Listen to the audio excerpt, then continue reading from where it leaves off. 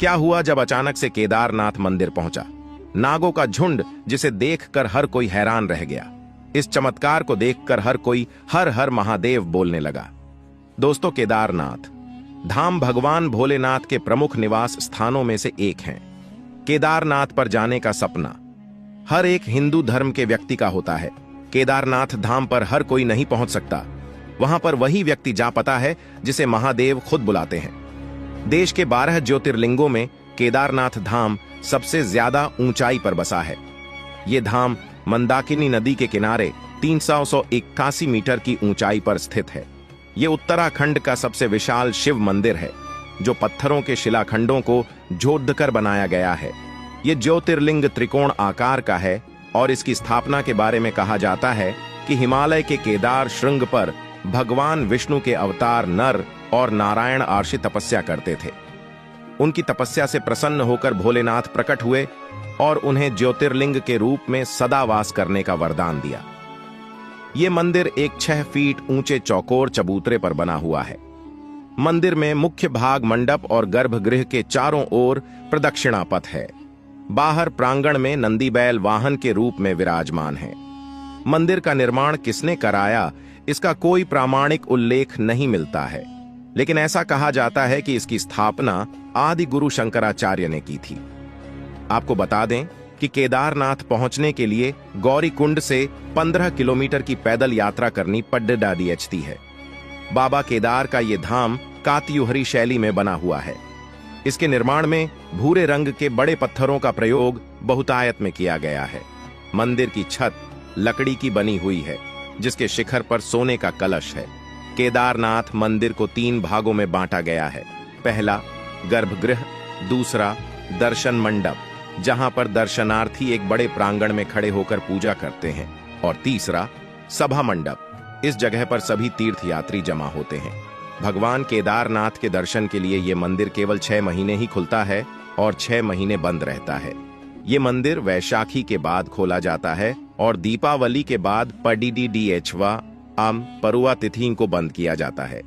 जब 6 महीने का समय पूरा होता है तो मंदिर के पुजारी इस मंदिर में एक दीपक जलाते हैं, जो कि अगले 6 महीने तक जलता रहता है। 6 महीने बाद जब यह मंदिर खोला जाता है तब यह दीपक जलता हुआ मिलता है।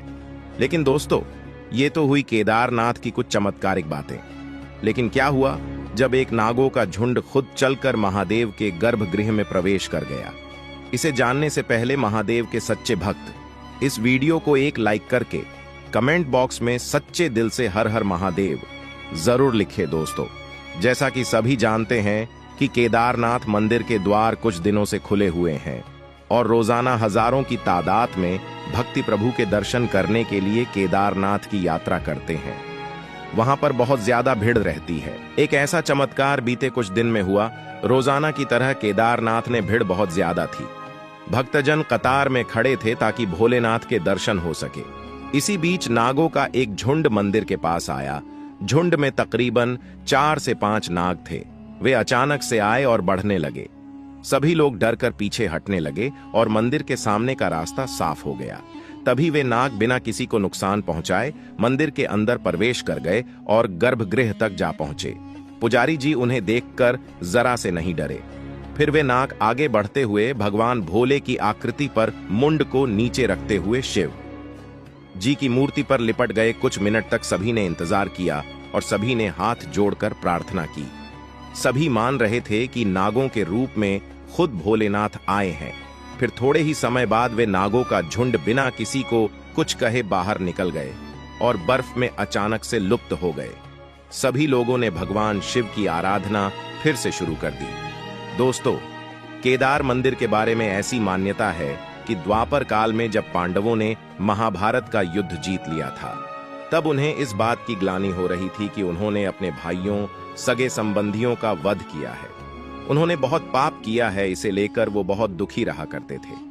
इन पापों से मुक्ति के लिए पांडवों ने भगवान शिव के दर्शन के लिए काशी पहुंचे। लेकिन इस बात का पता जब भोलेनाथ को चला तो वो नाराज होकर केदारनाथ चले गए। फिर पांडव भी भोलेनाथ के पीछे पीछे केदारनाथ पहुंच गए। फिर भगवान शिव ने पांडवों से बचने के लिए बैल का रूप धारण कर बैल की झुंड में शामिल हो गए। तब भीम ने अपना विराट रूप धारण कर 2 पहाड़ों पर अपना पैर रखकर खड्डे हो गए। सभी पशु भीम के पैरों के नीचे से चले गए, परंतु भगवान शिव अंतर्ध्यान होने ही वाले थे कि भीम ने भोलेनाथ की पीठ पकड़ ली। पांडवों की इस लालसा को देखकर शिव बहुत प्रसन्न हुए और उन्हें दर्शन दिए। इसके बाद पांडव इस पाप से मुक्त हुए। इसके बाद पांडवों यहां पर केदारनाथ के मंदिर का निर्माण करवाया था, जिसमें आज भी बैल के पीठ की आकृति पिंड के रूप में पूजा की जाती है।